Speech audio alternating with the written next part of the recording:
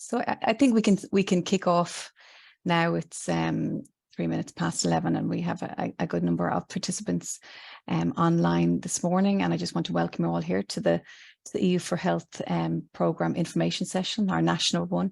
I know that there are multiple events across Europe taking place on the EU4Health programme, so this is the Irish one. And so today we're just going to give you an introduction to the EU4Health programme, and specifically on the 2023 work programme and the funding opportunities that are there open for researchers and others this year. Then we have with us today Professor Wells, Dr. Florian Scheiben and Andreas Dalu to talk about their experiences with the coordination of a project grant from the 2022 work programme. And we have Dr. Shane Foley with us from UCD, who was a partner on a project grant from the 2021 work programme. So they're just going to give some insights into their experiences in the programme. And you can ask any questions. We have a Q&A box just at the top there. If you have any questions, we'll try and answer them either online or during the session. I can take questions after my session, and so after each session there will be a question and answer session. And if there are any other questions at the end, please we want it to be as interactive a session as possible.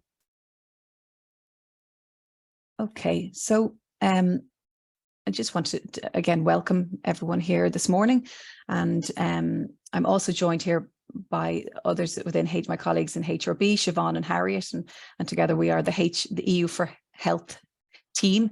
So we're trying to reach as many stakeholders for the EU4Health programme as possible. And I just wanted to start off by sharing a video on the EU4Health programme. I just hope it's going to work now. Let me just check this.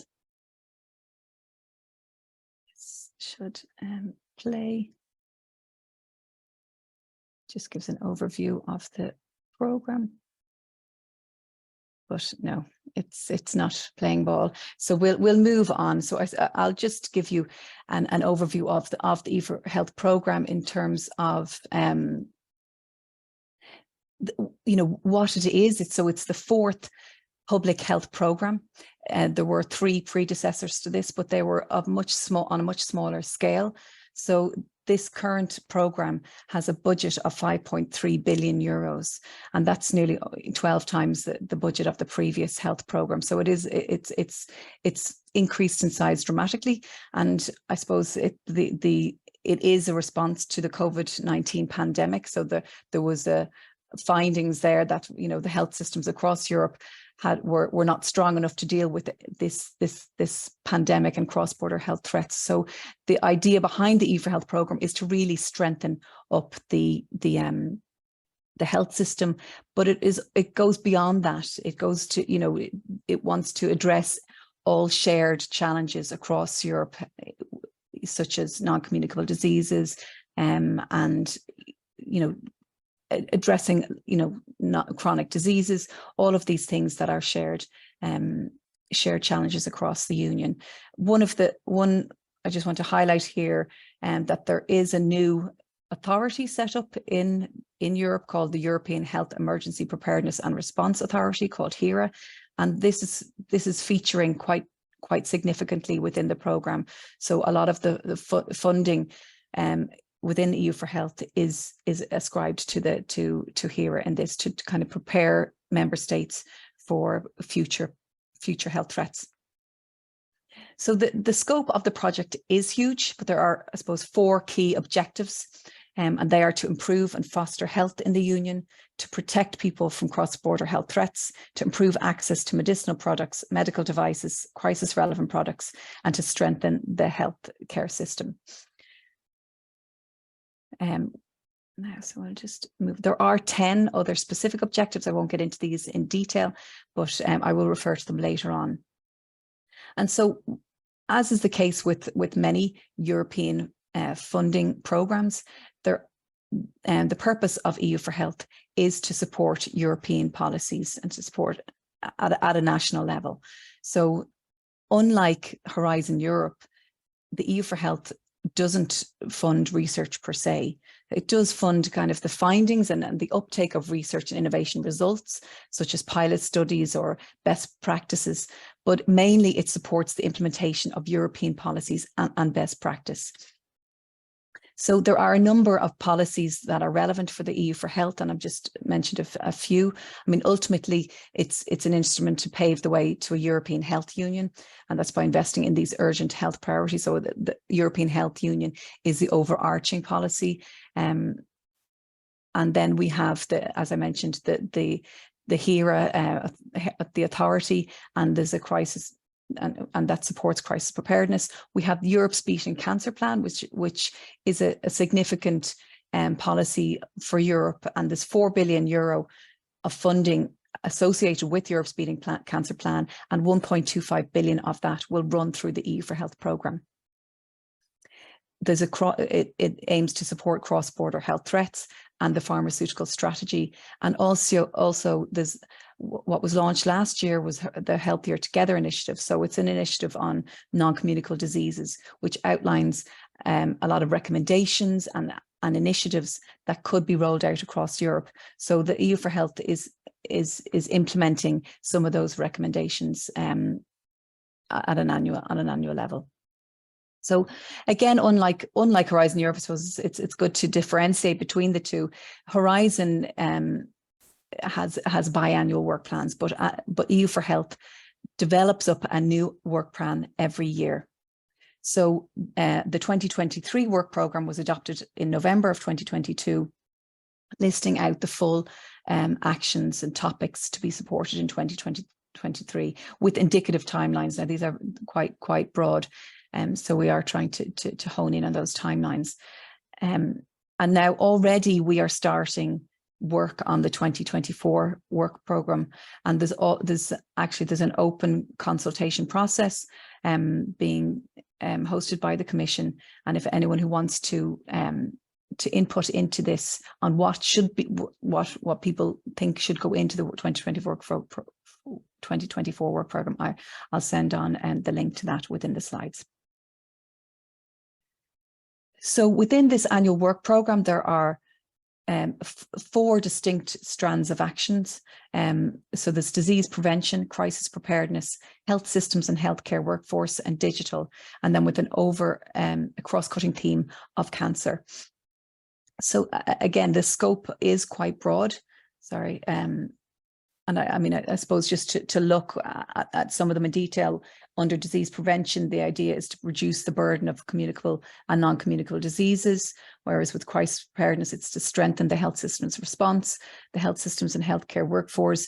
It's to reinforce healthcare workforce, and you'll hear from John later on that. The digital side of things, there's the European health data space is now will now need to be legislated for at a national level. So it's all about strengthening primary and secondary use of health data. And then we've got a significant strand within cancer also, and that all aligns to the actions outlined in the Europe's Beating Cancer Plan. So just for those of you who are unfamiliar with the EU4Health programme, there are a variety of funding mechanisms. So we have both grants and we have public procurement. And within grants, we have action grants, and these are competitive calls essentially for projects. And overall, the targeted applicants are academia, educational institutions, civil society organizations, including NGOs and similar entities. They also include expert networks and established networks in the field of public health, and also member state authorities and state agencies. So it is quite a broad range of actors that can apply for the action grants, and within each call they do sometimes narrow the scope of that to indicate who they are targeting.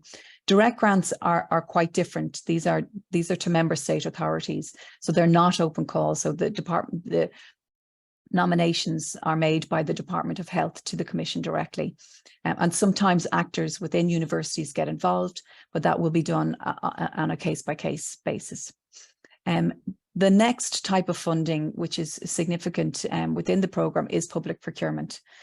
And so that is, you know, contracts with economic operators to purchase service or goods, you know, on behalf of the Commission.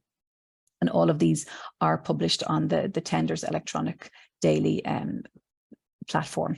The difference here is that the public procurement, they are 100% funded, whereas the grants aren't, and I'll just go into that in a little bit more detail. So there is a co-funding model for grants here, and it is at a normal rate. The normal rate of co-funding is 60%, whereas it can go up to 80% in the case of exceptional utility. And this is where you have a very high number of member states involved, and or a lot of the budget goes to lower socioeconomic countries. And I can share the details. The details of that are on our website. Sorry, just to reference where the co-funding can come from, and this has been a point of contention in the past. Most of the funding or the co-funding is actually provided by organisations through their personnel, their existing personnel that are already, say, working on similar activities. So and they are just that their time of the personnel is costed against the action, and that is essentially it's not an in-kind, because it's costed activity that contributes to the action, but there's no cash required to be put forward for this co-funding activity, but you will need to demonstrate, you know, time spent on the action and name the certain individuals who have been involved in it. Okay, so just to give you a brief overview of the Irish success in the programme to date. So across the 2021 and 22 work programmes, we've been successful in action grants. I'm just focusing on these for now. So we've been involved in an action grant to support to improve access to human papillomavirus and vaccination, and then to create a cancer survivor smart card. We've been involved in an action grant to increase resilience, ensure continuity of supply and access to safe and high quality therapies, and also a project on quality and safety of radiation technology in diagnosis and treatment of cancer. And this is what Shane will speak to later, and also the interspeciality cancer training programme as well. We have been an Irish Professor Niall O'Higgins was actually the co-chair of this programme, and there was the successor programme to this in 2022, so we were also involved in that. So in 2022 we've been involved in an action grant to increase capacities of notified bodies for medical devices, to provide training for healthcare workforce, including digital skills. So again, we'll have John and colleagues will speak to that today. And we've also involved in 2 projects to monitor and strengthen the implementation of innovative approaches to prostate, lung and gastric cancer screening at EU level. So Ireland are hosting are involved in 2 separate projects. One is running a pilot study on prostate screening, and the other is running a pilot screening in lung cancer. So they're very interesting activities ongoing in the programme to date. So I just wanted to focus for the purpose of today on the 2023 action grants and some of the procurement topics, and just to give you some insights into what type of grants and activities are supported under the programme, and the timelines for these. So in terms of the 2023 action grants, there's 9 topics to be supported under the programme, and they fall generally under 4 different areas. So prevention of non-communicable diseases, and that includes mental health, cancer, and then substances of human origin and medical devices. And the Commission have recently published a tentative calendar to indicate when they expect to launch these calls, and all calls are expected to be launched in one single wave, and that is on the 15th of June. So I invite you to keep an eye on this calendar, and I will be disseminating any changes to this call date and updating you once the calls have launched. So it's not an the best time to launch a call, and that's why I suppose this information session here today should be able to prompt you to start thinking about different topics or actors and partners that you want to get involved, so that you're ahead of the summer lull, shall we say. So I'll just run through briefly each action grant at a very high level, just to indicate the budget, the objectives, and some of the activities. So I'll start with the action grant on the NCDs, and this is in the area of chronic respiratory diseases, with a budget of 1 million. And there is a corresponding grant to member state authorities, and the idea is that actors applying for this grant would actually complement those activities being undertaken by member state authorities. And the ultimate goal is to reduce the burden of chronic respiratory diseases in the Union, both at a personal and population level, targeting or addressing related risk factors and their determinants as necessary. So the actions supported, and it covers area of prevention and management of chronic respiratory diseases. And I just want to flag that some of these activities are common activities that can be supported across numerous different topics. So in this case, it's looking at the implementation of comprehensive public health policies, the development and transfer of best practices, the development of public health guidance, the preparation and rollout of innovative approaches, projects supporting patient pathways, and the launching of projects expected to have a significant public health impact and which benefits society directly. So and the ultimate aim is to reduce the burden of NCDs, and aligning with, they want to reach the sustainable development goal number 3, in particular, the target 3.4, and the expected results is in the design, planning, and implementation of best practices, and that's at a national and rolled out, say, across other European countries, and pilot testing of innovative practices and development of support actions such as training and health awareness and health literacy. So the second action grant is again in the prevention of NCDs, but this time in the area of dementia and other neurological diseases, with a similar budget of 1 million. And again, there is a corresponding joint action or a grant to member state authorities on this, and the call objective is to reduce the burden of dementia and other neurological diseases, similarly at a personal and population level, targeting the risk factors and determinants. And the similar types of activities will be supported under this call. And again, with the expected results resulting in implementation of best practices and public health guidelines, etc. So I won't go into that in too much detail. The third action grant is in the area, again, in prevention of NCDs, but however, in the area of mental health, including action supporting vulnerable population groups such as migrants, refugees, Roma people, and displaced people from Ukraine. And this is a higher budget of 2.36 million euro. And it's to promote mental health, to reduce the burden of mental health problems in the Union, both at an individual and population level, targeting or addressing the related risk factors and determinants again, as necessary. And just to flag that the activities again are very similar in terms of best practice, but the target groups of the focused groups to look at are these. I suppose it's to address the health inequalities for migrants, refugees, Roma people, and displaced people from Ukraine, so that they would be the vulnerable population groups to be focusing any efforts on. I'll move then on to the fourth action grant, and this is on mental health challenges for cancer patients and survivors. And it's a 10 million euro grant in total, but is divided up into 2 subtopics. But overall, it just aims to, the topic aims to address mental health challenges in cancer patients and survivors and their carers and families. And again, referencing back to the policy, at a policy level, it's supporting Europe's Beating Cancer Plan and the EU Mission on Cancer to ensure that cancer patients survive their illness, but not only that, but that they live long, fulfilling lives. So the subtopic A, the activities supported are quite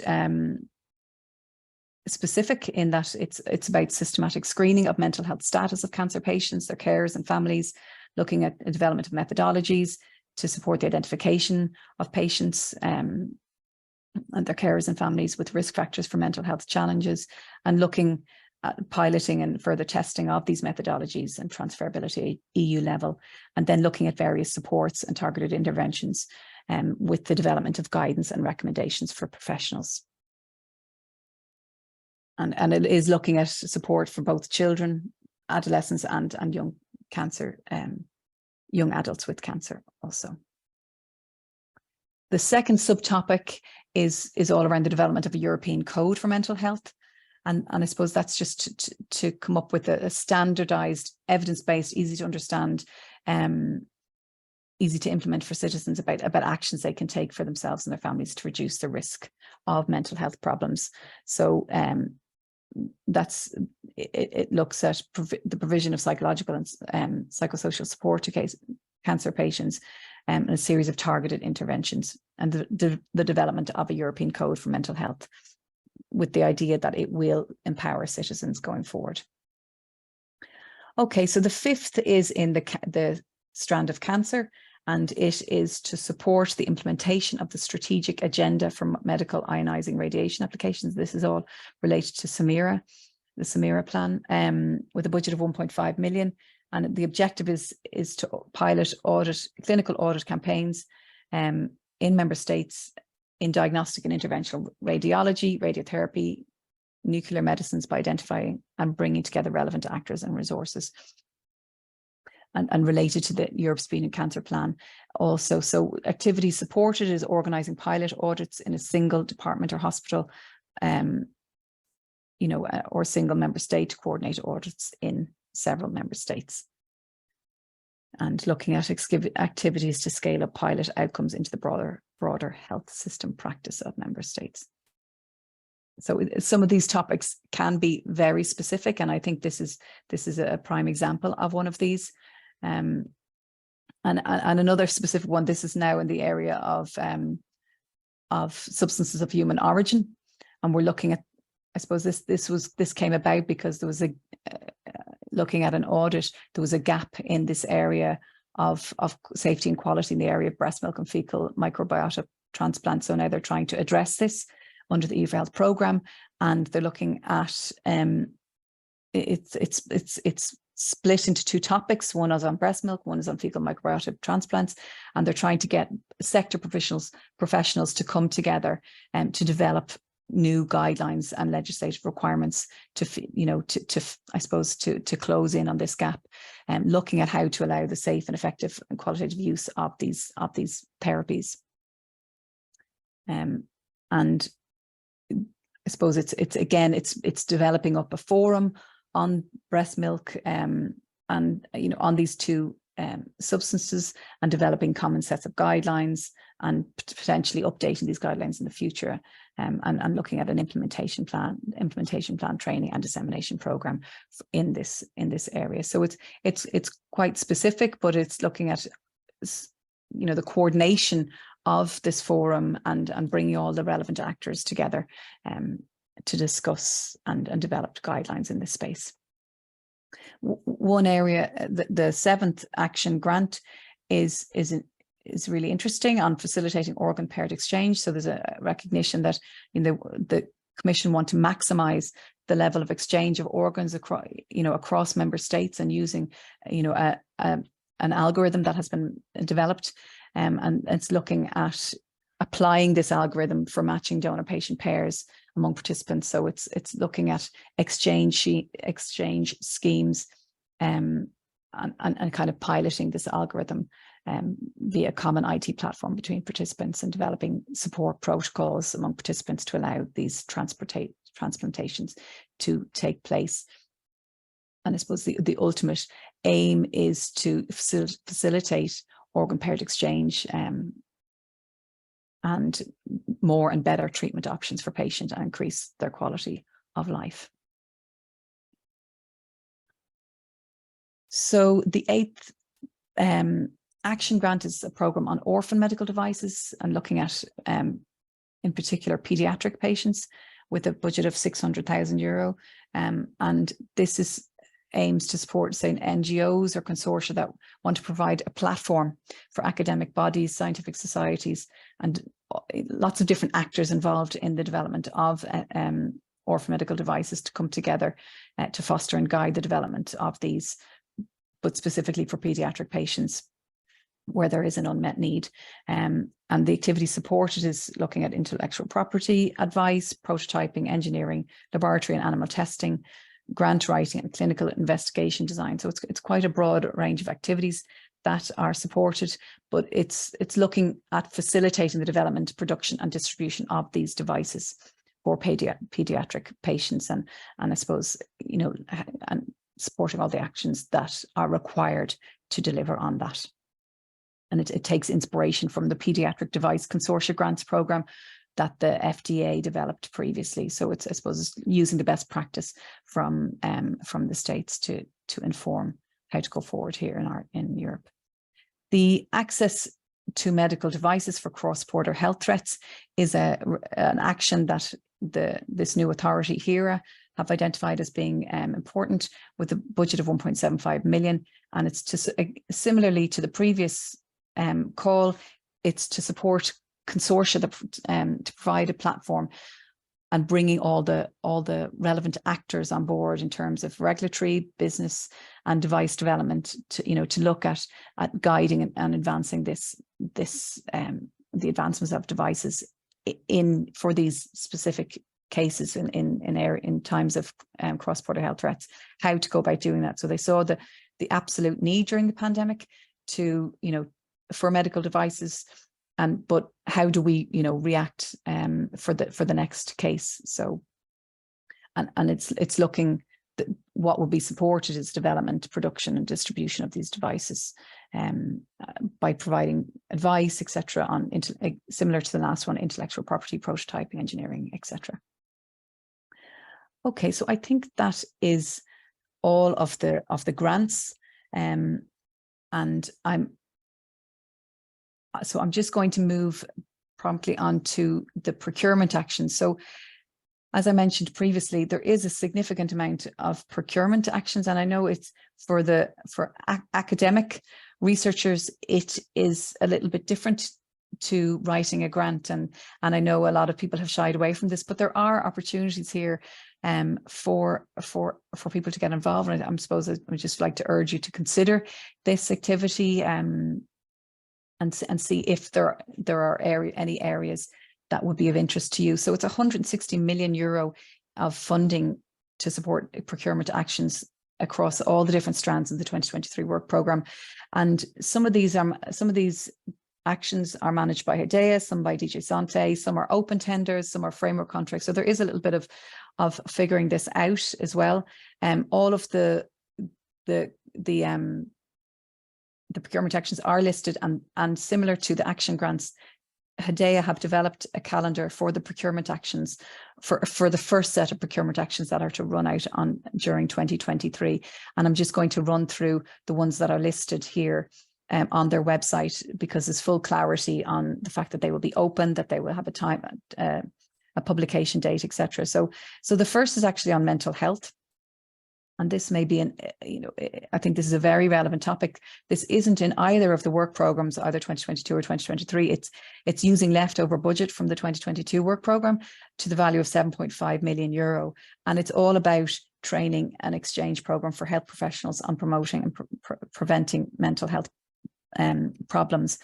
Sorry, I've got some more information here. Improved screening of mental health problems, management of health conditions. So this, it's all about an interspeciality training program. So it will be we don't have any more details than this, where we have sought some additional details from Hedea and Commission, and we will share them with you once we have any. But it looks for a very interesting opportunity, especially for academic institutions. So the next area is in the area of crisis preparedness. So the significant, I mean, again, these are all under the HERA label, and the significant funding here, and looking at support to speed up the development and access or uptake of innovative technologies and critical medicines. So it's 84 million against that. And then support innovation and access to antimicrobials, the coordination piece there. And then there's so it's 22 million in total for that, but they're separated out into different tenders, coordination piece, and then looking at the production or access to targeted medical countermeasures. And then we have support to the Commission on identifying priority threats and countermeasures. And I'll just go into that in a little bit more detail. Then there's an exercise on cross-border health emergencies and a feasibility study on integrated surveillance systems on AMR use, antimicrobial use from human, veterinary and plant production environmental sectors. So there, I'll just give you a sample. I don't want to go through each of them, but if there is anything there that is of interest to you, I mean, there's some of them will be more targeted at economic operators, and we are engaging with Enterprise Ireland and IDA to see if there are anyone in the sector that would be interested. But again, academic involvement has always benefited in those situations as well. So if there is interest, please get in contact. So just as an example, the crisis preparedness support to the Commission on identifying priority threats and medical countermeasures. So this is like, the idea is to provide support to HERA to identify and prioritize threats. So it's almost like a horizon scanning activity, looking at biological, chemical, nuclear, unknown threats of natural and deliberate. So it's the whole mapping and assessment of threats, mapping and assessment of available and accessibility to medical countermeasures. And there's €1 million looking at that. So that is something else to think about.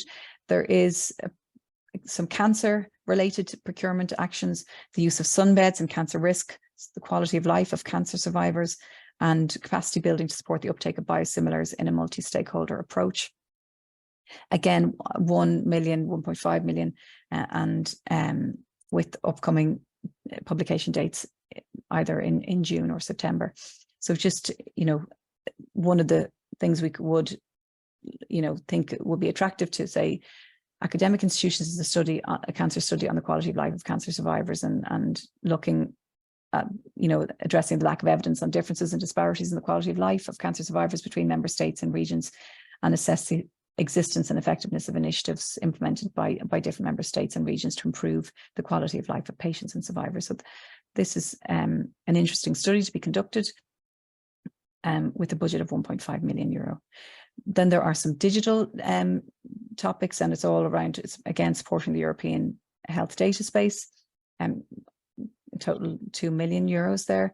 And then the health systems, we have some topics on the capacity and knowledge and preparation of implementation of the HTA regulation. And then a final one on the confidence, I'll just go into that in a bit more detail, the confidence in vaccination of general population and health professionals. So it's looking at measuring the confidence on vaccination. So it's almost like a survey, and looking at not just general population and health professionals, and using reports by general, looking at these to inform future initiatives on vaccination with a budget of €0.5 million. So in terms of that's the breadth of activities that are available under the 2023 work programme. I know it was a bit of a whistle-top tour, but hopefully you'll get a flavour of what's available, what opportunities are available, and there are some very specific topics there. But if you have any queries on any of them, please do reach out to me or the team. I suppose just in terms of John and his colleagues and Shane also will give you some insights into their experience on EU4Health. But for me, I just wanted to kind of just highlight some of the tips that I've come across, or just to give you an idea of when you're thinking about a topic or applying for a call and looking at the call topic and the scope, just make sure that any project aligns to the topic. And if there's any ambiguity, there are 10 specific objectives within the EU4Health programme, and it just even to refer to those, and I'm happy to help do this, but it's just to make sure that we're absolutely sure that it is within scope. And then again, because this is a programme to support national and European policies, it's really important to, to provide, to make reference or align activities to national or EU policies where possible, involve relevant stakeholders. And then that kind of feeds into what's already being funded in the landscape. So there is a narrative around, where does my project sit across the whole landscape? What else is being funded? And there is an expectation from the Commission that you will be aware of results, say, from Horizon Europe feeding into this, or other EU, like EU4Health projects, or previous health program projects that could potentially feed into that. And then just a consideration for some of the cross-cutting themes, such as health inequalities. So if there's anything that you could address within your project that could speak to that, it's important to reference that.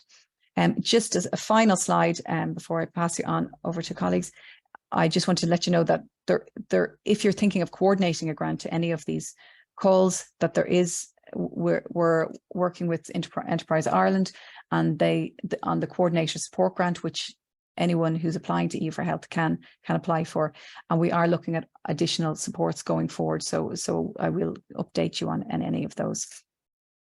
I would just urge you to subscribe to our email alerts or our monthly easy, where we keep you updated on any of the calls that have launched or open calls in this area. So please do subscribe to those. But all information is on the EU4Health EU4Health information page on our website in the HRB. So I'll just stop there. I'll pause now and just see if there are any. I'm going to just stop sharing so I can see if there are any questions. I think, okay, there's no questions just yet, but just other than will the slides be shared? And yes, absolutely. And how to reach out to me. I'll include on the slides, I have my email address, so just please just email me. It's the best way to contact me. And yeah, I get quite a lot of queries, so if there's any delay, I would just urge you to email me again. That would be great. Okay, so I'm just going to invite my other speakers. They're in the backstage here. We have Professor John Wells from SETU, Florian Scheiben from SETU, and Andreas Dalug from CAD. So all three of them are here. We have John first.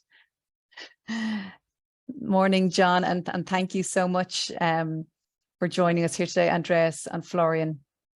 And today they're going to share their experiences on how they put together a bid to coordinate a project under the EU4Health programme, and any insights for future applicants. So I'm going to let you take it away. Thanks a million.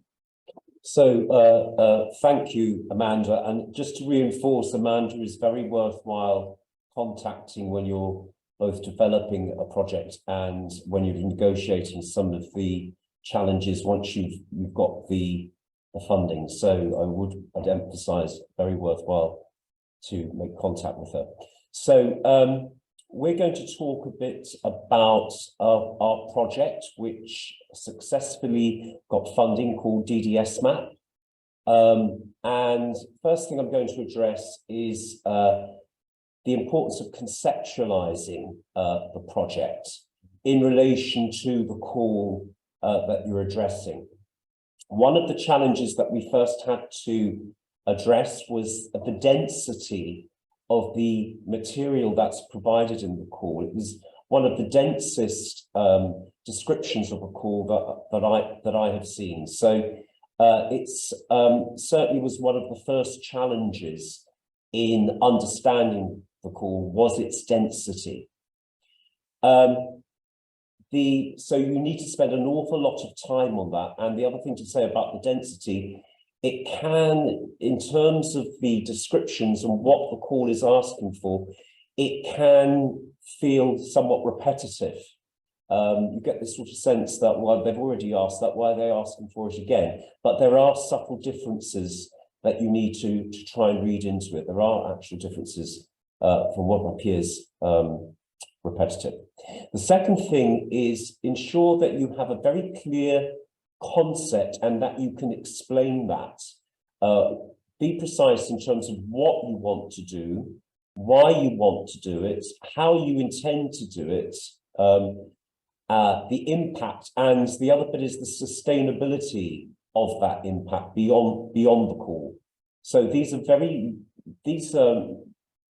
very simplistic, but sometimes trying to work them out as you go along in the call can be a real challenge, particularly when you have to reference that to what the call is asking you to address. So these things have to be very much connected up with the different elements of the call. The third thing is it's important that your partners have relevant track records for the call. So when you're building up your partnership, be very clear what they're actually going to bring in relation to the why, how, the impact and the sustainability and what you want to do. They must have a very clear connectivity to that. And that's often reinforced by their track record in terms of previous successful projects that they have been involved in. Fourthly, bringing together the consortium. In our consortium, we have a mixture of higher education institutions covering medicine, nursing, education, and digital technology. We have a number of non-government organisations, one health authority, and a health insurer organisation. And they're all feeding into the development of training modules that we are providing, informed by a co-creation process with stakeholders. And I want to just explain the map bit because, as Amanda said, EU4Health doesn't fund research as such, but one of the things in this particular call was they wanted a mapping exercise in relation to digital skills. So they wanted to understand how the degree to which the European healthcare workforce had access to training around digital skills. And inevitably, that involved us developing a survey tool to do that.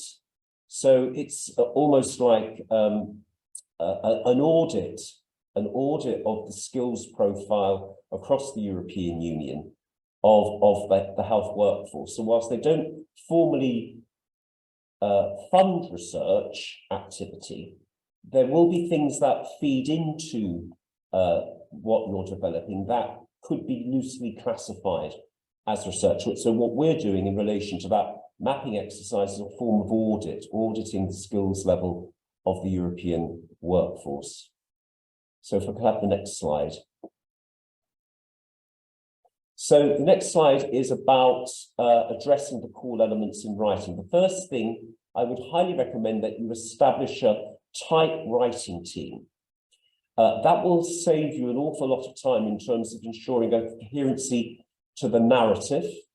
And again, a coherency in terms of making sure that the different elements are covered fairly quickly. And then sharing that narrative, that draft with your partners for commentary. Obviously, there may be specific areas that you need to ask a partner to write about, but it's very important that you have a core writing team that works together when you're writing this, rather than just asking different partners to write different sections.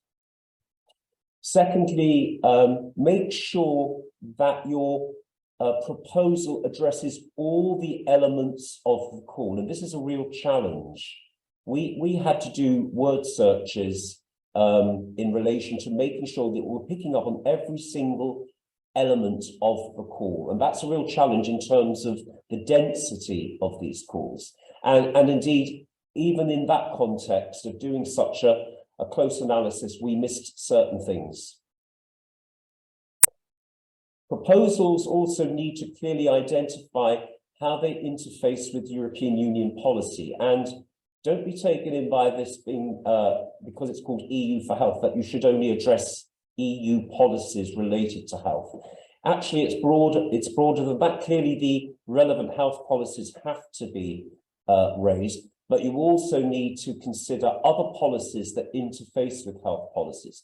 So, for example, the policies around upskilling the entire European workforce on digital skills, which had virtually nothing to say in terms of the health policy element, but we had to weave that through, that we, within this application, we were supporting that broader agenda of upskilling the European workforce. So again, be conscious that there are policies outside of health that you will need to bring in and show how your project is feeding into those wider policy imperatives. And also your proposal needs to include an assessment of the needs and the description of the intervention logic. So you need to be very clear on what you're basing your proposal in terms of that needs assessment. Where is the gap and how have you identified the gap? And you also need to clearly describe the logic of the intervention that you're developing in relation to that needs analysis. So in the context of our application, we had to demonstrate how our proposed program would address both identified existing skill gaps and also other skill gaps that were predicted in terms of future need. So we had to clearly identify that. We had to clearly then identify how we would go about upskilling and reskilling the health workforce in relation to that assessment. And last of all, because one of the specific areas that the call wanted was dealing with the European micro-credential agenda, we had to demonstrate how what we were proposing would interface with that agenda. So next slide, please. So a couple of things that you need to think about in relation to this, which I've entitled Avoiding Hostages to Fortune. I'm giving you an example here. Don't overclaim what you will do or achieve, because you will be held very strongly to account in relation to that, not only in terms of at the end of the project, in terms of the deliverables, but also during the process once you've got the grant and you're being reviewed again by the officers based in Brussels, and they will say, well, you've written this, but you haven't really explained how you're going to achieve it, or we will hold you to account in relation to this. And what I'm going to give you here is an example in relation to what we got as a comment about our application. So the assessor said, while its plan regarding micro-credentialing is sound in general, it is not fully clear whether the proposed activities of outreach to professional bodies will be enough to convince them to take on or buy into this project's efforts.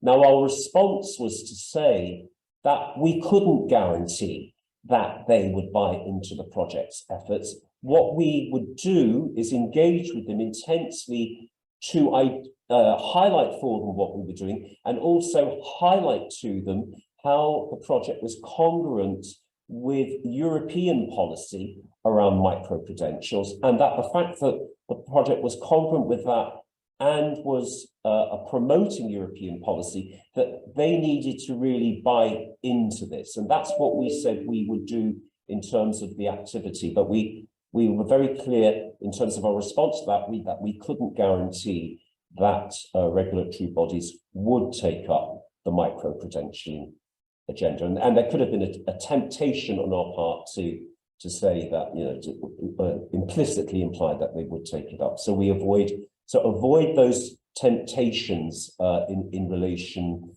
to your project, overclaiming things that you can do, because you will be held to account in relation to them.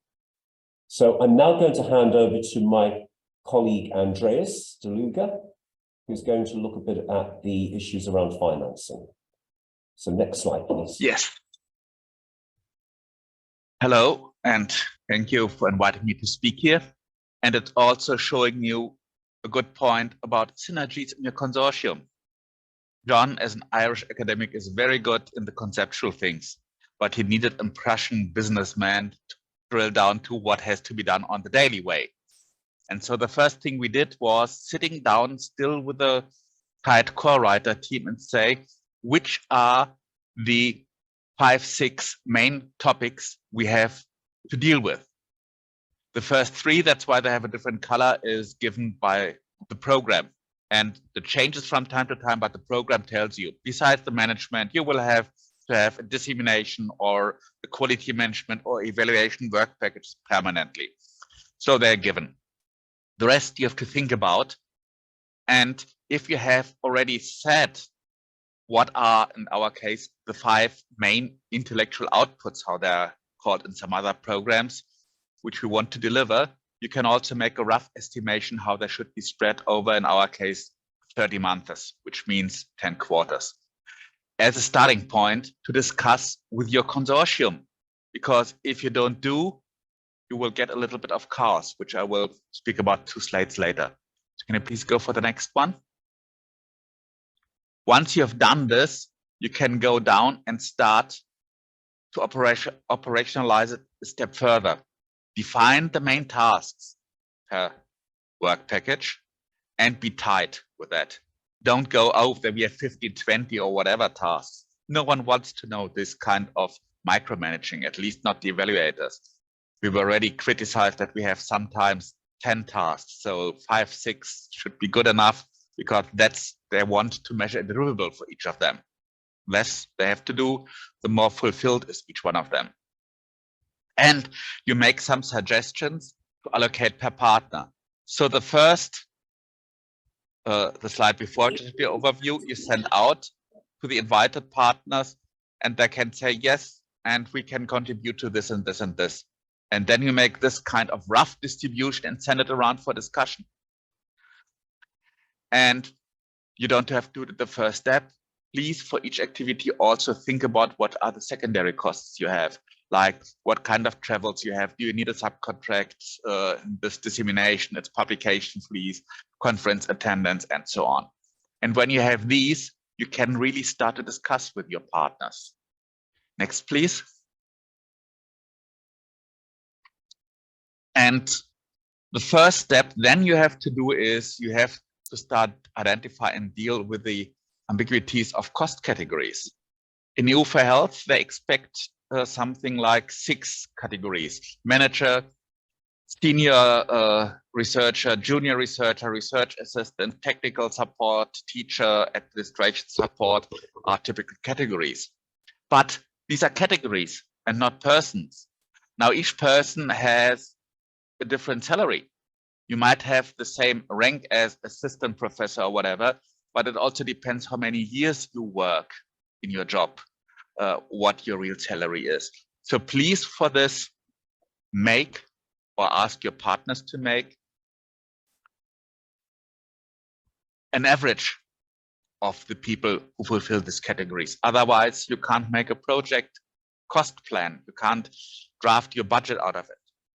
Then the next step is to normalize the labor cost units as a common calculation basis, because in some countries, a man month is 140, another 180 working hours. So take the costs which really exist per month, divide them by 20 and say this is the mathematical average full day, because you have to say it in days, for all parties in the consortium based on what they get in real salary and other costs per month. This is the second point, where sometimes the people who just answer you without having asked their financial department get wrong numbers. It's not the salary, it's the cost to the company or to the university, which means it includes salary, healthcare, social security, days which are paid to go for a continuing education per year, and all these costs together, because if you don't do it, you lose money. Once you've claimed your rate per category, that's what the EU is calculating with. And you can't say, oh, I miscalculated and now it's 20% higher. Well, tough luck. You have to live with it. So please make sure in this normalized, these things are represented. And then starts the discussion sometimes with partners, but I need this and this budget. No, you don't need this and this budget. You have to do tasks which are based on your salaries, and then we can discuss budget, because first, similar tasks should use similar resources for our partners. If you have something like saying, contact potential pilot users, and all partners who are responsible for a pilot activity should have the same man-month for it, and not saying, oh, but I need 2 because we have such a complicated country. No evaluator will believe you if you said like this. So make sure it's logical and credible.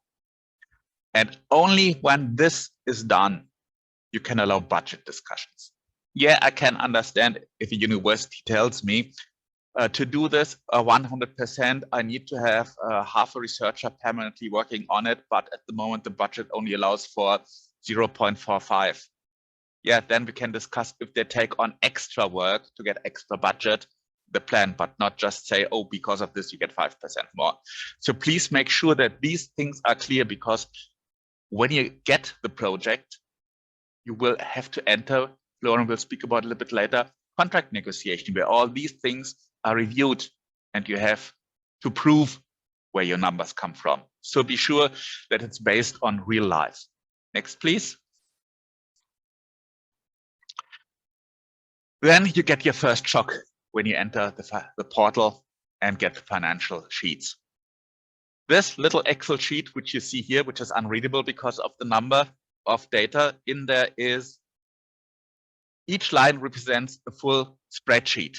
And that spreadsheet in our case, because of the number of tasks we had nearly 1,000 lines per partner to fill in. You don't have to fill in each and every one, because it foresees a category for things which you might not have. So the 0 stays in. The total budget we had turned in as a PDF, I think, was nearly 500 pages, 470 something I had in mind. So it looks horrendous, but don't be shocked by it. If you do the way I showed you 2 slides before with your own small table, you have all the data. You just have here to distribute it over the much larger sites, and that's it. So yes, it's work, but don't be too much shocked by it. It's doable. We did it, and we did it okay. Next, please. The one thing you must understand is, one, when you fill it in, one I already mentioned, the difference between salaries and the real labor cost to the company, because you're not allowed, once you have entered it in the contract negotiation, to change it. This is a very big point to develop your budget. The second is hobby topics of specific partners must be avoided.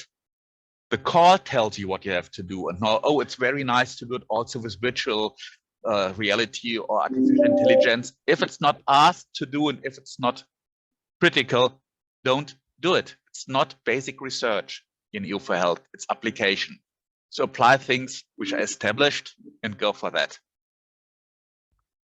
When you have to fill in some things which make it complicated, you have to give thumbs also for the investments you do, be it headsets or whatever, but then you have to reflect the different depreciation rates in Europe.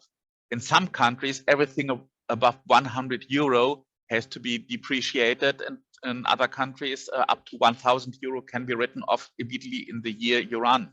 But if it has to be depreciated, the most strange we had was from a Spanish partner who said, oh yes, big screens which we need for that will be put on the wall, so it's seen as furniture, and that has to be depreciated over 30 years.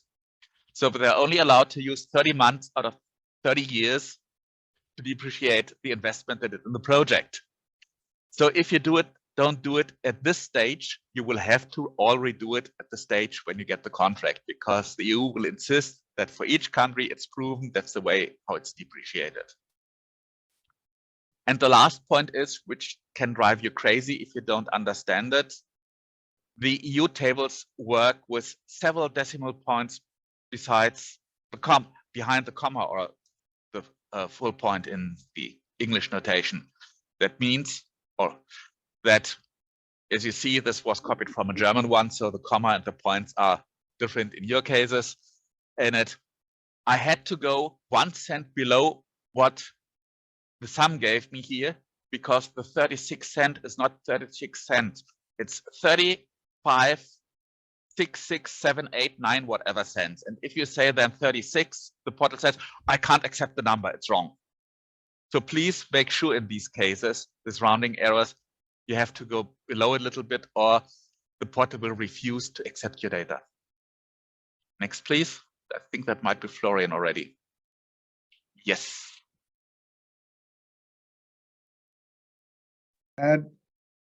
No, that's not my slide, Andres. John? Oh, well, I can also speak about it. After all, we three were the core management team and developed everything, so every one of us should be able to say something to each slide. First was understanding the evaluation issue. That is a specialty, up to now at least, a specialty of EU4Health. You have to react on all of them, even if they are untrue. If it's something which the evaluators just didn't understand correctly, you can say, wrongly criticized, is this explained on page XYZ and not where you expected it. That's still fine, but you have to show that you understood each of the issues and addressed them. And that means you also have to reformulate some parts. You have to develop change tracking tables, which give the project officer an easy understanding of on which page you changed which part. So you must say on page 12, paragraph 3 was changed, and on page 15, paragraph 2, to allow them to see if you addressed all these evaluation issues, but also some issues they brought in. So I think that will be covered more by Florian, but just 2 things.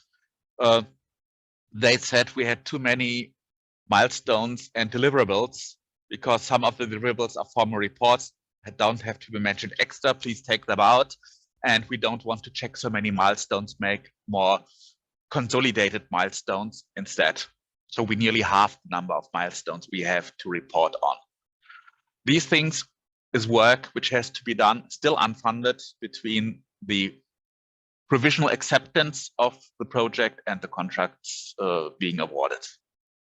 Next, please. Florian, now you. Yeah, so what I guess often when you're trying to do some of these grants, you're trying to show that you're going to do as much work as possible. But at the end of the day, for the first few months of the year, we've been trying to deal with the admin of administering this grant, and we don't. I think we probably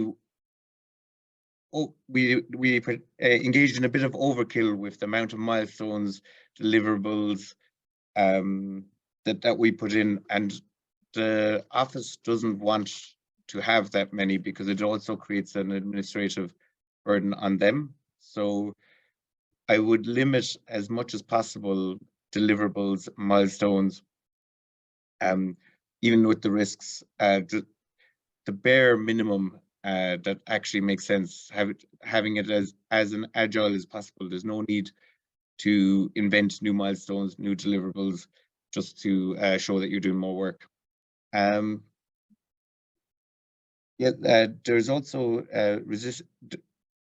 I would avoid subcontracting as much as possible. If there's a way that one of the partners can do the work instead of subcontracting creates another whole range of administrative issues that could be best avoided just by not including them in the first place. As John and Andreas had mentioned too, it was a bit difficult to try align completely with what the call was asking for. And then in between, you have to align those with the objectives and deliverables and the milestones. But giving yourself as much time and space that you could do that, the better. You still have once it is awarded, you have possibility to make some changes.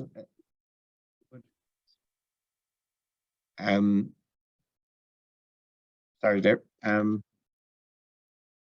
But yeah, just having those aligned as much as possible and making sure that they make sense in the context of the overall objectives. We also had to include some new indicators, some action level indicators, especially around impact, and I had to clarify more around impact. So the more clarity you can have around those at the beginning, the better. We also went through many versions of this document. I guess around 6 or 7 versions. Would that be correct? Maybe more? Yeah, it's about that.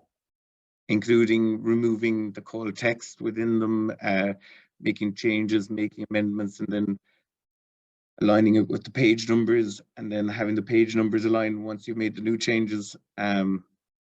Just to be aware that to try keep track of that as much as possible. Also, we had some discussions around the dissemination level, around public versus private for certain internal and external deliverables, so we had to make some changes there. And we also had some clarifications around salary, or particularly around very high ones. Could you please change the slide? So with a new project comes a new portal, and there's a bit of a learning curve involved with engaging with the portal itself.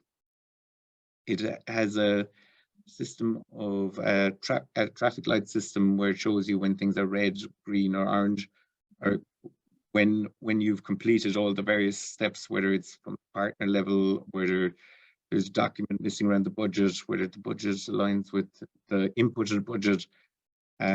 So you're slowly working through those to reach a certain point. In between, we encountered a few times partner validation issues.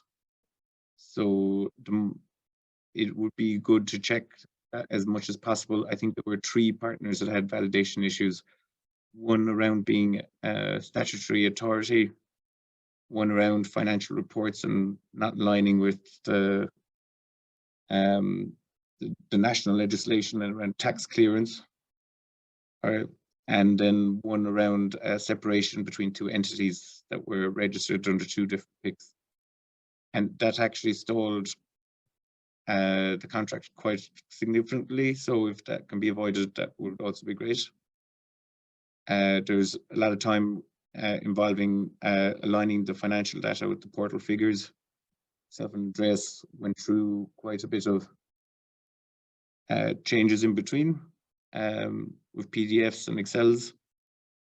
And then in the portal, you have to input all the deliverables, all the milestones and the risks, and then input data for all those different things. And there's 2, once you've reached a new stage, then you have to report on communication and dissemination activities, and that's a particular format too.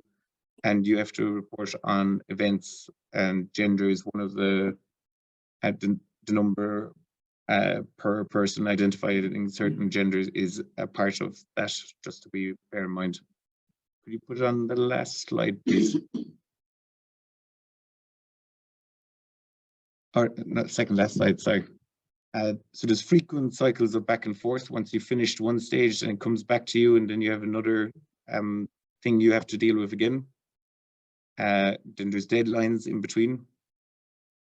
And it can be tempting to press the submit button sometimes, but that catalyzes a whole load of changes. So you have to be careful with that, including that when the project might start.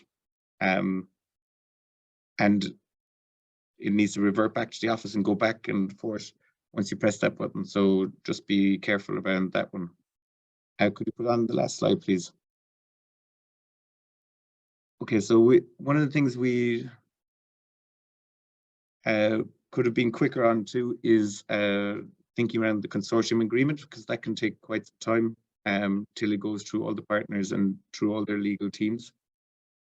We used the desk horizon template, and we identified a few different issues, including things around making it more explicit around the legal signatories, how to avoid conflict, how to communicate, and intellectual property. And in that context, what an interesting discussion that has emerged is, as part of our project, which includes the virtual reality component, we're going to, for the first project kickoff meeting, we'll be scanning people and making avatars of those which will be used in the training for the project. But questions about who owns that digital representation have already emerged as part of that discussion. Do you own your own digital self, or is it open source, and can it be used in other projects where you have no control on how you are used digitally? Which is an interesting discussion in the wider society. Data management was also an important one. So trying to get started on the data management at the same time as the consortium agreement, and then aligning with all the project manual is sort of advised. So that is sort of brief overview anyway. Thank you.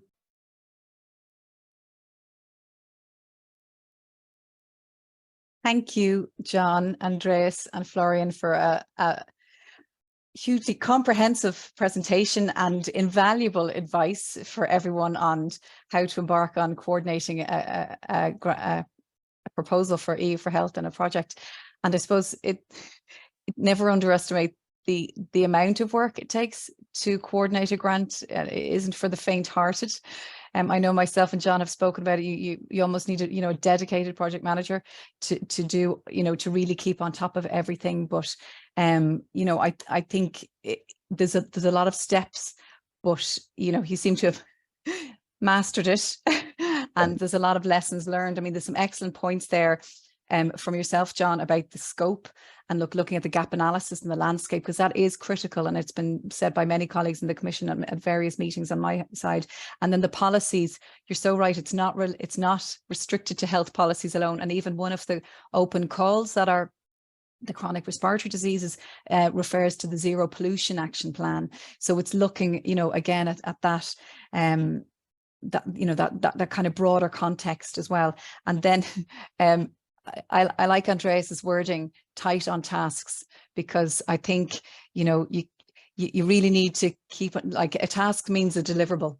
So and they're all tracked, and they're it's really important to make sure there's nothing excessive in there, but it's just the right amount.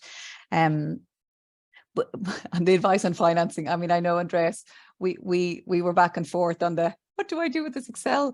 It's a mammoth undertaking to put everything together, but no better man for it, I have to say.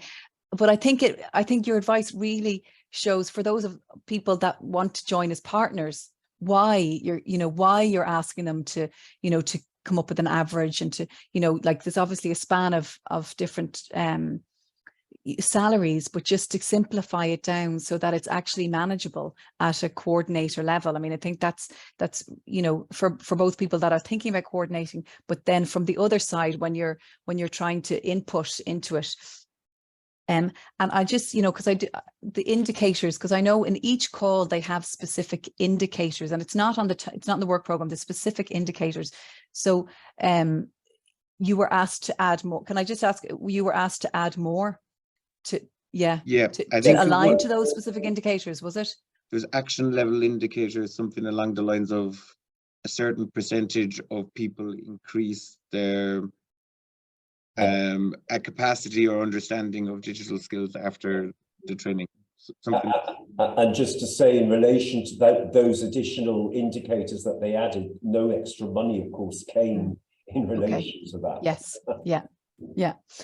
And that brings me to, well, I'm going to ask, there's one question here on what did you do to manage the shortfalls in funding? So it was only funded to 80%, I suppose, just to get your insights and to feed back to the attendees on that. So in the first instance, there was a negotiation with staff. So there was the staff time as an indicator in terms of that, but that varies from institution to institution. So Andreas may be able to give a bit more insight into that. Well, for those organizations which are not HEI, like my own SME, we just carry it out of our other income. I mean, let's be frank, you can't earn money with these type of research projects, doesn't matter what you do. So the salaries cost they accept are 1/5 roughly of what I can charge to my customers. So yes, I will work every day, some 10 days just to finance the project, and my partners in my company will be happy that I carry that burden as a hobby. And for those of us that don't have that income, you know, for John and Florian, from like an SETU perspective, was it just to staff were already working on the project that was used? Yeah. So it basically, you know, time was the calculation in relation to for the 20% in relation to our salaries. Okay. And just one final question for you all, I suppose, because I know you've kind of highlighted the challenges and the advice and, you know, how to really put this together. But from your perspective, what has been the best experience and what you expect to be the best experience about participating in the EU4Health program? We survived it. And it's not about delivering, you know, an excellent training program for the healthcare workforce. Yeah, I think for me, the intensity of the scrutiny was a learning curve, and actually that was quite a valuable learning curve. I learned I've done many EU projects, but in terms of the intensity of the negotiation, that was a very good thing. And the other thing, to be honest, the flexibility around the start date. Okay. So we went through 3 different start dates, and that's the first time I've experienced that in an EU project, where they've actually been a bit flexible about when you can start, as opposed to saying, no, you must start on this date. So that was for me a positive. Okay, brilliant. And I like that from the formal point of view of all the reporting, that they asked us to cut down the deliverables by 1/3 and the milestones by nearly half, to minimize. I'm not sure completely with Florian saying do it in the proposal already that short. If there's the chance to shorten it down later, if you give more details to the evaluators, they will understand your project better. But then in most other programs, you're tired of having to all these details. So being able in EU4Health to cut it down to a more realistic report points was a very positive experience. Great. And from my perspective, after months of admin on this, I'm hoping now, which will be on Friday, we can actually start doing the project properly, and with our colleagues in the Walton, with some of this virtual reality side, and with our partners potentially with the hospital getting involved. There's a lot of very cool parts of the actual work that will get funded once we've passed the admin, or brilliant, can leave some of the admin. And we look forward to hearing all about the positive outcomes of the project once it gets up and running. And we'll be happy to hear about that. But thank you all again for your invaluable advice and lessons learned from your experience on coordinating this grant. Thank you very much. I'm going to thank you. I'm going to invite now Professor Shane Foley from UCD, who's participated as a partner in iViolin, as well. I'll hand over to you, Shane. You can tell us a little bit about the project and your experience as a partner on this project. That'd be great. Yeah, of course, no problem. Afternoon, everyone. As Amanda said, my name is Shane. I am one of the lecturers in the School of Medicine in the section of radiography, and we are currently involved, we're a successful part of an application under the EU4Health scheme, which with a musical team, and you'll see this musical team recurring, of iViolin.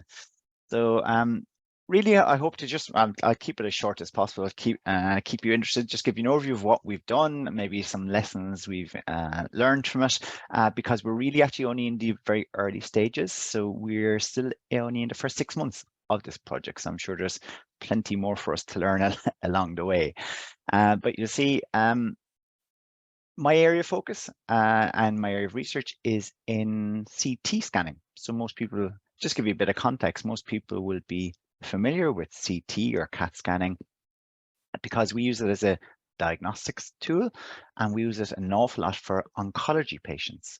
So in terms of scanning patients initially when they're first suspected of having a type of cancer, but then as part of monitoring their treatment over time. So many patients nowadays, because the outcomes of for oncology are improving, we've got longer survival rates, which means also more imaging.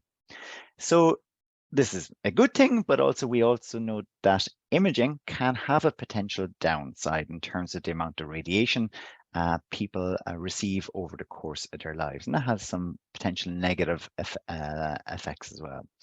So in terms of this project, where we're coming from, we were actually previously involved in a number of other projects in the whole area of radiation protection.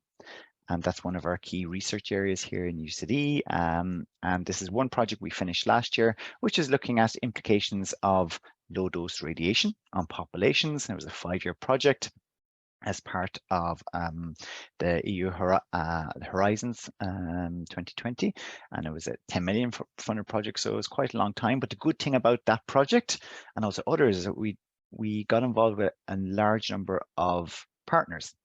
You can see here it actually involved 14 different countries and 34 different partners. So it's really good for building up networks and understanding with other colleagues throughout Europe, roughly in the same discipline or domain. And as well as that, we are involved to greater and lesser degrees on about 4 other EU projects that have been awarded over the last 5 years or so, some of which are underway and still, and some are completed. So it's with that in mind. So we do have some, I suppose, pedigree in terms of getting competitive funding from the EU. It's quite a niche area, as was outlined earlier by Amanda. So what we try to do actually is we decided, well, why not build on some of these projects and go a bit further? And how we got involved may not surprise you. It was quite last minute. One of the partners identified the EU4Health funding call, and the deadline was imminent. When I say imminent, it was 4 weeks away. So we had done nothing up on that point. So this was in August of 2021. So we had a deadline to meet by September. So it essentially involved a quick reach out to various colleagues, partners from these previous EU projects to see, well, guys, is anyone interested in going forward for this EU4Health call?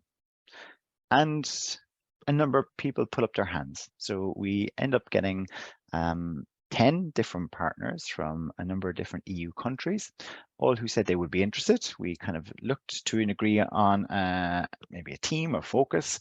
And essentially over the course of a few weeks, we developed that and tried to work together. I'd agree with the previous presenters that the core writing team has to be fairly tight. So we had a 3-person team did the main document and finalized it. But everyone contributed, especially in particular in the brainstorming initial period where we're trying to develop, well, what are we going to try and achieve? How can it be divided up into different work packages? What are the key objectives or deliverables we can obtain? You can see some of them on the screen. I'm not going to go through them. Rather than that, what we're overall hoping to do is to see if we can find ways of standardizing how CT is used across Europe. Because all the evidence we have to date is that there are loads of different CT scanners and they're all being used quite differently. So some patients are getting much higher doses for the exact same test just because they're in a different hospital. Okay, not even different country, but just even down the road. So what we're trying to do is use some of the outcomes from previous EU projects and different software and tools to try and see if we can further develop that for oncology patients. And then to actually use those tools and those research findings to develop an education program with the view to trying to upskill and give confidence to healthcare professionals, but also then to try and disseminate our results across Europe to policymakers and also professional societies to see if we can get to that, I guess, holy grail of standardized or equal healthcare application or use of CT. So we have 7 different work packages, just to show you on screen. As you can see, there's the obligatory project management and coordination as the work package 1. Work package 3 is the obligatory impact evaluation as part of the funding call. So we have to have a specific project looking at this, and I'm actually the lead on it. And then you'll see the other packages were built around this. So in essence, in terms of the brainstorming, when we were working with all the different partners and discussing, well, what are we going to try and achieve and how are we going to divide up this work, as you'll see, it was quite a democratic process in terms of making sure that each of the different partners was a lead for each of the different work packages. So it was shared out pretty equally, and with most partners being involved across each different project. So it wasn't that you were just leading and focusing on your own work package. You'd also contribute to the others, more so in some than others, depending on the local expertise. It's quite a short project. The plan was for it to be a 2-year project, and the budget that we estimated at the time was just over 1 million, but with the 80% funding rate, it'd be a maximum just less than 1 million. So similar to the last presentation, we accounted for this 20% shortfall in funding with predominantly staff time. That many of the senior researchers involved would actually be providing their time without charge. You can see all the different institutions again. The budget, again, it was quite new to me in terms of preparing the budget. And it was a small bit of a guesstimate or a educated guess approach in terms of what we'd need to complete the work and complete it in time. What we have found from our previous experiences that we really needed someone, and maybe a junior expert involved, or postdoctoral researcher to really drive it and lead it, because we're busy ourselves, not just with other EU projects, but we're our own teaching and research. So we really wanted to get someone involved, and that's what you can see. Our main budget allowance was for that junior expert. So we're just, and again, same to what the last presenter said, it's not just putting in their base salary, it's actually making sure it's fully loaded. So that you're putting in the PRSI elements, pension, etc., etc. So it's a fully loaded cost for that person. So we budgeted for that person to be involved for 18 months of the project, assuming that it would take us a few weeks to recruit, or a few months to recruit, which it is actually proving to do. And otherwise, we just essentially completed that Excel as we thought we'd need, putting in some travel costs, combination costs for going to different meetings, but also for part of the training events, and then just a few consumables. So it was not very complicated. I'm sure if we had more time, we could have put in more and more detail, but it was quite a simplistic approach that we took. Luckily, for us and for all the partners in this project, we didn't do it all on our own. We're lucky to be part of a European research institute, which we all contribute to as, I guess, members, and they provide the admin expertise to help with project writing, writing it, drafting doing the project management, and also doing adhering to the, I guess, the criteria. And they have a lot of experience in working and also winning EU grants. It's quite impressive. They showed me the results recently, and for last year, they had a 30% success rate for all their funding applications. So they're really expert in this area in terms of competitive funding, and it's quite niche, I guess, in terms of imaging and the use of radiation. So perhaps they have some really good insights, and I think I'd recommend this if you do have access to colleagues or an institute like this who can help fine-tune your application, because especially in the time frame we had, it was really short. So I think having expertise of people to draft, write, and do the project management we wouldn't have won it without it. Just for, I suppose, for your own interest, here is just some of the key highlights from the evaluation. So luckily we were successful. You'll see our total score was 83 out of 100, and here are some of the 3 key criteria which we were above. So firstly, the project or proposal adheres to the Europe's Beating Cancer Plan, which is essentially what we laid out. So we adhered to the funding call, that it was essentially trying to improve the equality of the treatment that people were getting in terms of their oncology diagnosis and follow-up, but also that it would help in addressing the Europe Beating Cancer Plan. Secondly, in terms of quality, you'll see here, thankfully, again, with that expert writing, that we were able to put in a pretty clear structure and concept. But they have said some of the application to details are scarce, and I'd agree with it, because again, it was a bit of a last-minute approach. And then in terms of the impact, we scored just at the threshold level. So you'll see here that they were happy with the ambition of the proposal, but there was no engagement with commercial vendors or healthcare companies, which again was correct. And again, I think that came down to the time frame we had to assemble the partners and the project itself. So in terms of how we are getting on with the project to date, so as I mentioned, we're 6 months in.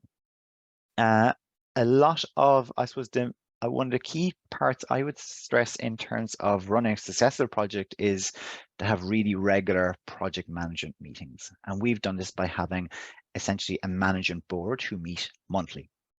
So the management board meet, and it's the head or the leads of each work package will meet and present their progress, any issues or items for decision making, so that we can keep actioning and keep, I suppose, momentum, and also make sure we address timelines in this quite short project. We do have use of an online project management platform. So essentially a platform where everyone has login access, and we can see, and everything is logged there. All the different work packages, all the various files can be uploaded on all the different timelines. So we can see the status of it in terms of what's completed, what's soon due, where is it deliverable. And again, this is quite useful because we have some partners who are only involved in a small element, and just to make sure they're up to date, because everything is logged centrally, we can see exactly who's done what and when, what deadlines are coming up, and it's quite a good repository to have. So I'm sure there's other tools.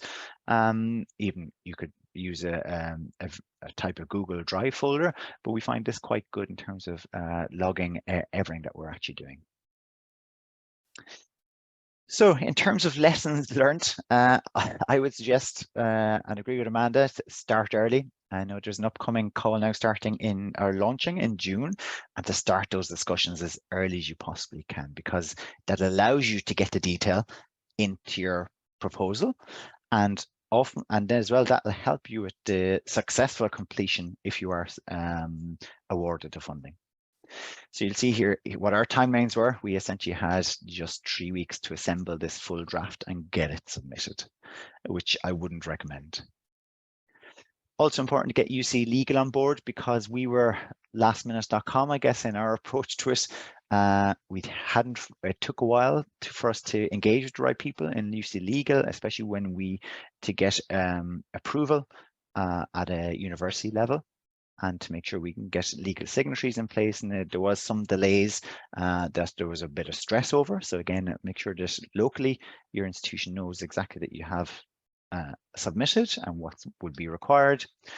Recruitment, especially if you're hoping to involve a junior researcher or perhaps a postdoc fellow, do it as early as you possibly can once you've been awarded, because we have had issues with recruitment, and I don't think this will be new for anyone, especially in Dublin based, where accommodation is an issue, the cost of living is an issue, and it can be difficult depending on the salary you're able to offer to recruit the right person who would take up this. So we're actually still waiting for our successful candidates to take up their post, and some of that is visa issues as well. So just keep that in mind. Yeah, and that's it. It was really just to give you a flavor and overview of how we became successful with quite a short turnaround, but I think it's largely credited to actually having other partners we had successful or good relationships with, and are on a good basis with it. And also we had access to a good team for helping to fine-tune the proposal and to get it submitted and to make sure we hit all the different criteria of the funding call. So that's it. Any questions? Delighted to take them. Hopefully it answered some of the items you were thinking of anyway. And Amanda, I hope it hit the criteria you wanted. Yeah, absolutely. No, that's brilliant, Shane. And it's great to see, you know, how your involvement in all those previous grants and projects then literally opened the door then to look and get involved in the EU4Health. And I think that is the case for many. And I mean, I suppose it's just, and to your defense, that the calls launched was the call, no one was really notified about the calls launching in the June of 2021, and you were actually lucky to see it, I think. Mm-hmm. So no, it's great that you guys got on board. I mean, I suppose just in terms of Horizon Europe versus EU4Health, I mean, EU4Health is actually, the success rate is much higher because the number of proposals going into EU4Health is much lower. Now, the topics are much more niche, you know, as is the case for this. And I mean, it's fantastic that it was really right up your street. But it you know, there is that advantage to EU4Health in that it's not as competitive, say, as in, well, I mean, maybe John won't be supportive of that, but no, it definitely has a higher success rate.